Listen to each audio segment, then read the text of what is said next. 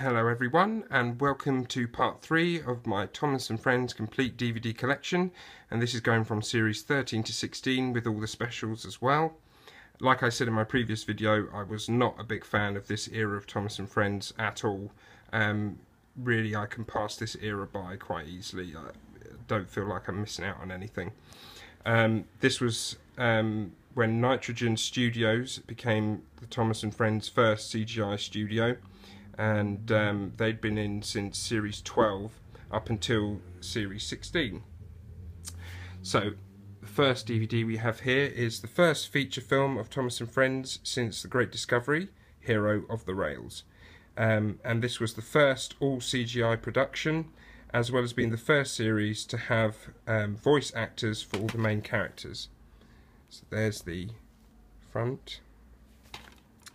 And like I said in the previous video, by this point Sharon Miller had gone from being a script editor, there's the bonus features, Go Go Thomas karaoke music video, Down at the Station, Passengers and Engine Quiz. So yeah, she had gone from just being a script editor and a writer to becoming the head writer. And the 3 strikes and out formula just got more and more used and used and used till it became predictable, boring and insulting to even preschool children. They were so basic and lazy in their writing. Sam Barlow, who was the story executive, had been there since series 8. He wasn't even a fan of the Railway series or of the original Thomas and Friends TV series. So that gives you an idea of how much he invested in recreating the essence of the Thomas and Friends franchise when he came in. And again, he left after series 16, and this is the slipcase of the complete series 13, 20 exciting stories. So we take the slipcase off there, and here's the outside. This was the first full CGI series. There we go. And on this DVD, all the episodes that are featured are in original broadcast order. So there's 13. Disc. There we are. And then next we have the next feature film, Misty Island Rescue. Now, I wasn't a massive fan of Hero of the Rails just because I didn't like the character Hero. I'm not very keen on Victor or Kevin either.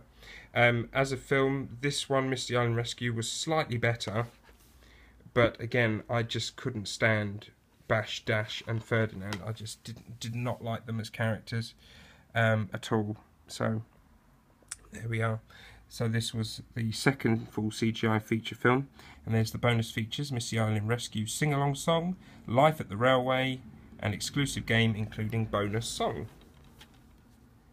And in here you get the DVD and also a little book here as well, Misty Island Rescue. There we are. I'll just give you a quick look through what's here. So it's basically a short written story of the Misty Island Rescue film.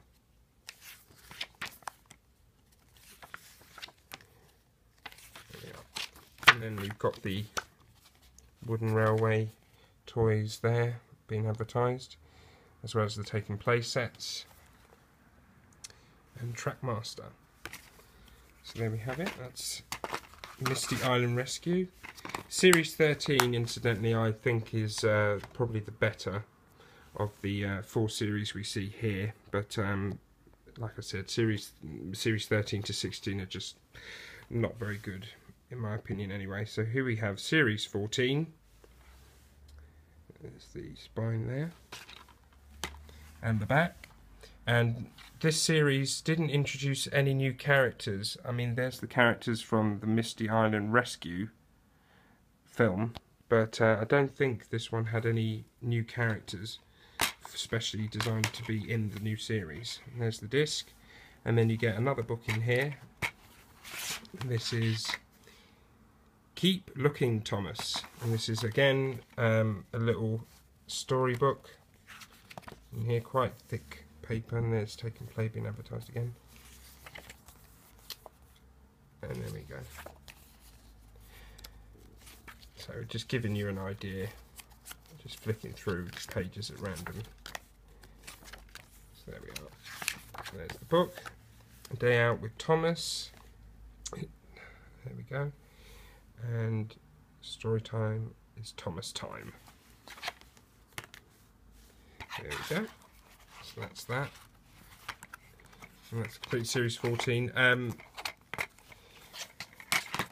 Other than one episode, which I think is Henry's Magic Box, I think it's called.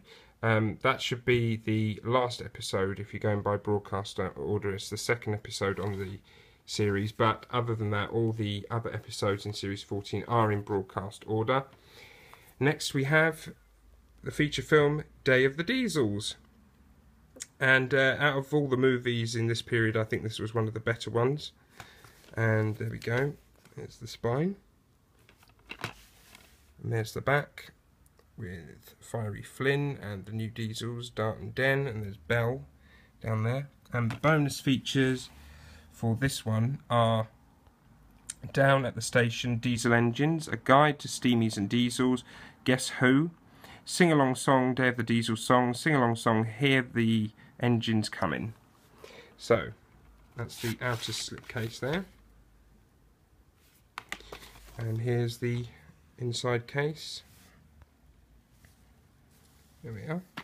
And if we just open it up, disc. And then just little leaflets in here. Advertising all the different stuff, all the different toys and things available. And then a free child ticket for Drayton Manor in there. So like I said, this was one of the better films from this period. And then we got Series 15. Now, Sharon Miller wrote pretty much 90% of this series, and it really shows. The Three Strikes Now is just so repetitive and so frustrating to watch, because you know what's going to happen before the episode's even finished. A lot of people, a lot of fans, especially the older fans, will agree with me that this was probably the worst series of Thomas and Friends ever, and I am one of those people that believe it. But here it is, the complete series 15, and there's the disc. And then after that we have the feature film Blue Mountain Mystery, which I think was the best of this bunch. Luke is a good character, and there was a few other good characters. It's nice to have the narrow gauge engines in this special feature film as well. And there's the spine, and there's the back. And the bonus features are A Guide to Narrow and Standard Gauge Engines, 4 fantastic Guess Who puzzles, sing-along song, Blue Mountain Mystery song, sing-along song, working together. Yeah, it was a good film, probably the best of all of these that we see here. And then finally we have Series 16, which marked the last series to be animated by Nitrogen Studios. And this is also the last time that Sharon Miller would be involved in the writing side of things, as well as Sam Barlow, which was fantastic if you were a fan of the older series. And here's the back. There we go. And this series, although is slightly better than Series 15, it's still pretty weak as a series. There's a little leaflet from Argos there. So there we have it. That's Series 13 to 16, as well as all the specials. In my next video, I'll be going from Series 17 to 18, as well as the specials. And yeah, like I said, this was not a great era for Thomas and Friends. I tend to skip past this if ever I watch them. And I'm just glad that after Series 16, the dynamic in the writing staff and production team changed and everything, because it really needed it.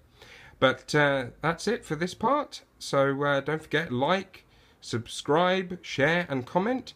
And I'll see you folks on the next video. Thanks for watching. Bye-bye.